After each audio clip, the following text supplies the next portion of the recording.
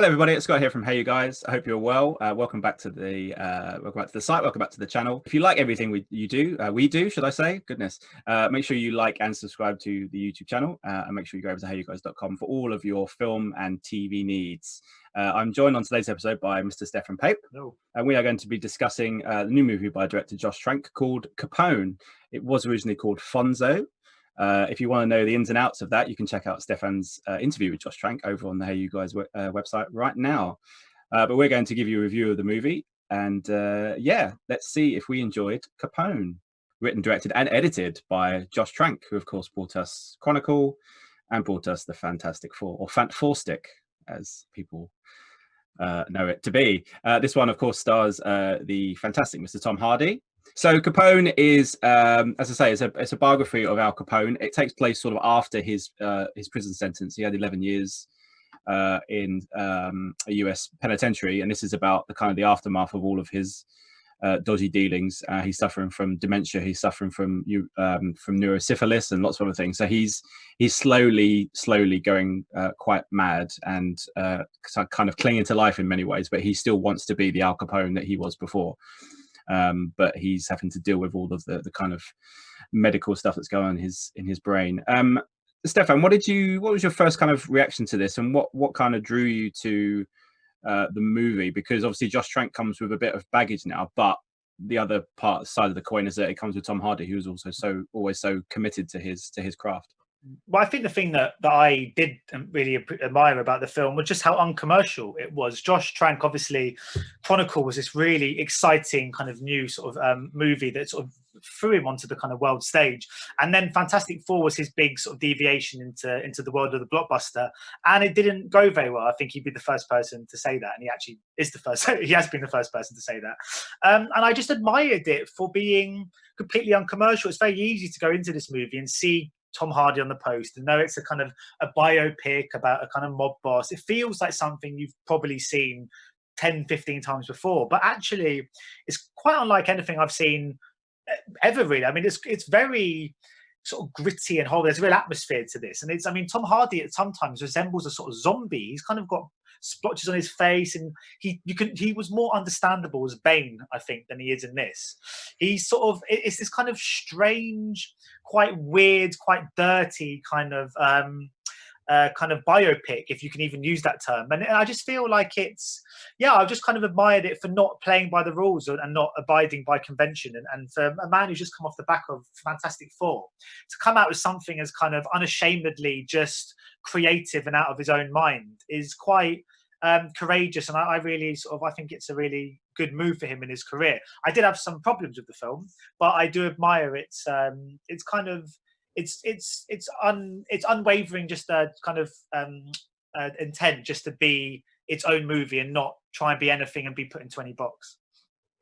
Yeah, it reminded me a little bit of when Joel Schumacher made Batman and Robin. The first thing he did after that was go and make Tigerland, which was his very small, very intimate, very gritty war film, which wasn't really about the war itself. It was about these guys that were part of war and going through training, all that kind of stuff. So it was very different to what he'd done before. And this reminded me of that. Like you say, he takes some risks, which I'm sure for filmmakers they thrive more on that than being put in the box of franchises and you've been made sure they do A, B, C, D, but then as it goes on we want X, Y, Z as well, and trying to cram all that in. So I admire him for doing it, because another person could have quite easily just gone, I'm done with Hollywood, I'm just not making movies anymore. It's just such a travesty of a production, it seems, that it could have scarred him for life. But he seems to, like you say, he's taken the ball by the horns in many ways, because he's not only written and directed it, but he's edited it as well. So he's very much his movie, and it's almost like he's trying to take ownership back of, I'm actually a capable filmmaker if you let me do something that I'm passionate about, rather than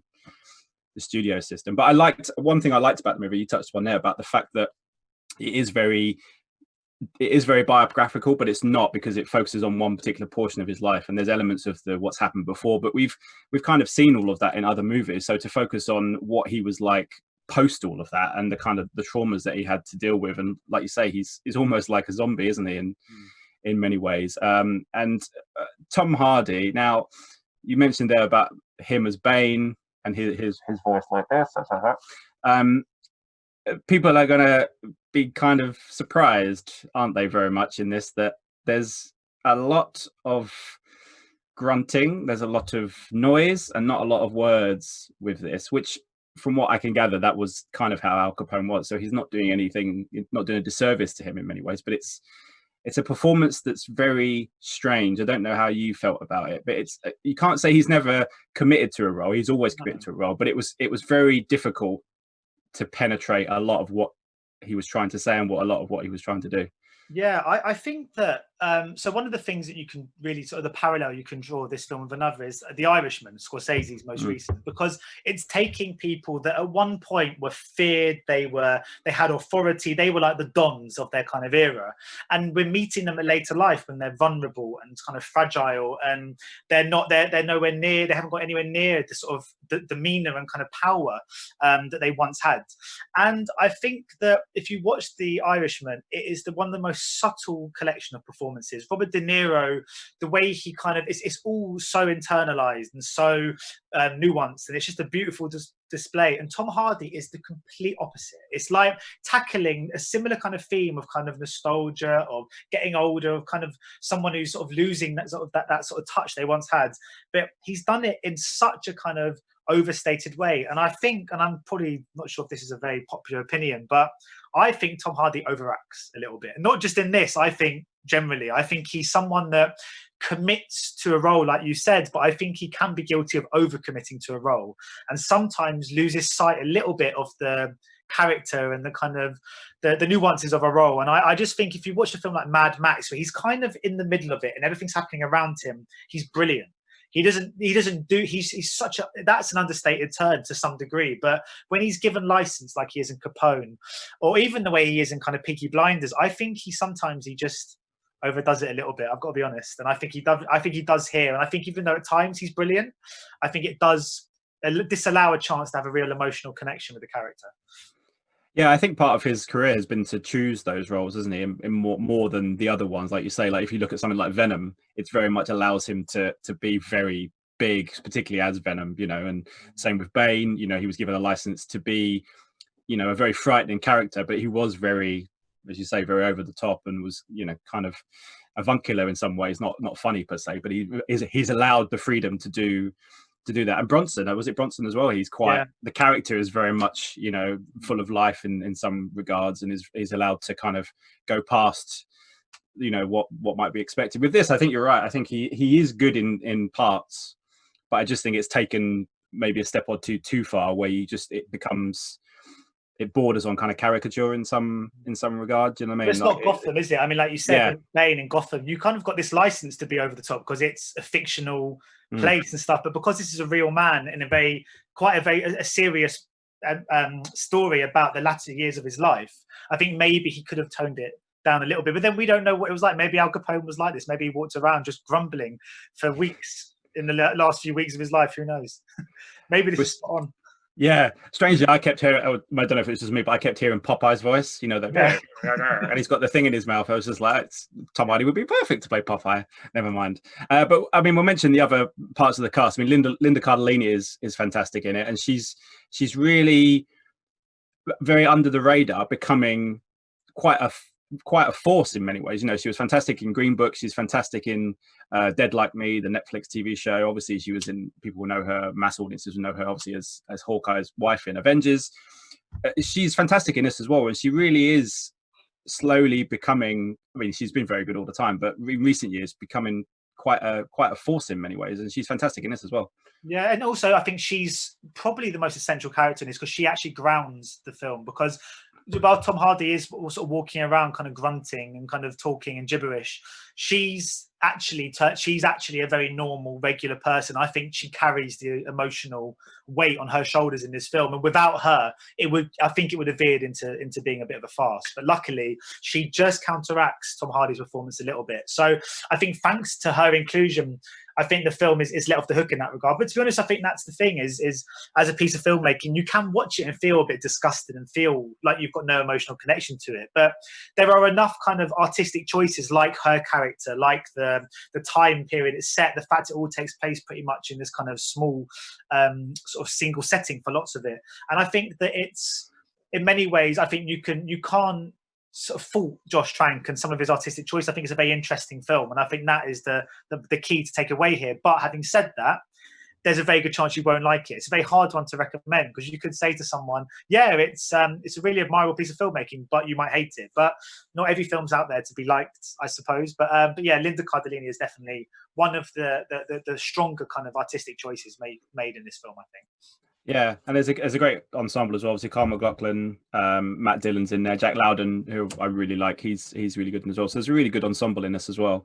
But you're right. I think, you know, we'll obviously this year will be very different, obviously, but we'll get through the summer and we come to that point where we do get the biopics, the stories of the real people, and they're very cookie cutter in the sense that they all follow a pattern. And it's always nice to see a biopic that kind of either tries to be different or focuses on a portion of life that allows you to examine a character or a person in a different light. I mean, we've obviously seen Robert De Niro as Capone in the Untouchables. That's always people's kind of blueprint. I think Stephen Graham played him in Boardwalk Empire, if I'm not mistaken. So we've seen all of that. So it's always nice to see when a filmmaker says, no, I just want to do this bit, because there's a lot more to say about him and a lot more to discover about him or her by focusing on this bit. And yeah, as you say, these kind of, I like the fact that he's just gone and made the movie that he wants to make, because previously he wasn't able to do that, and it's kind of scarred him. So it's kind of nice that he's able to go and be like, no, I'm just going to take control of this and make it. And if people like it, great. If they don't, I've made the movie that I want to make. And sometimes that's all you can ask. So in terms of a rating, Stefan, what would you give it, or what would you say is your recommendation for the film? Well, I'd say I mean, if I had to give it a kind of rating out of 5, I'd go for 3 stars, because I think it's, like we said before, it's more aspects of it I admire as opposed to necessarily enjoyed. And I did enjoy the fact, and also fair play to us for getting through this whole review and not mentioning the fact that Tom Hardy shat himself twice in the movie, which is obviously, maybe that's an extra star in itself. But no, I would recommend it to people to give it a go in a sense. But I think it just has to come with a disclaimer. I can say to people, look, definitely give it a go. You could really get something out of it, but be prepared for the fact that you might get 20 minutes in and go, this is not for me. I think that's the only thing I would say. I think it's a film I would recommend, but with a big disclaimer attached, that's all. Yeah, I think I'd be the same as you. So we are recommending you seek it out. Not too sure where or when it's going to be available in the UK, but it is coming very soon. So yeah, definitely check it out. It is a film that potentially, if it was released in the cinemas, it might have been completely lost under the weight of all the other big movies this time of year. So, you know, if you want to see Tom Hardy in this, it's definitely worth a watch, but with a caveat attached to it. So that's Capone. Stefan interviewed the director Josh Trank a couple of days ago. So the full interview, the full half-an-hour interview, got becoming like what's that website? Is it FP90 or something, where they spend like 90 minutes with someone examining their career? It's a really, really good chat, and as he covers the movie and covers his career and all that kind of stuff. So make sure you check that out. If you enjoyed this video, make sure you like and subscribe to the channel. Leave us a comment below. There's the little subscribe button. That's Dave behind the scenes. Yeah, make sure you go over to HeyUGuys.com and bookmark the site and all of the hub of our interviews and reviews and everything else going up over there. Stefan, thank you for joining me, and we will see you soon on the next episode. Take care, everyone, and goodbye. Ladies and gentlemen, you're watching Hey You Guys!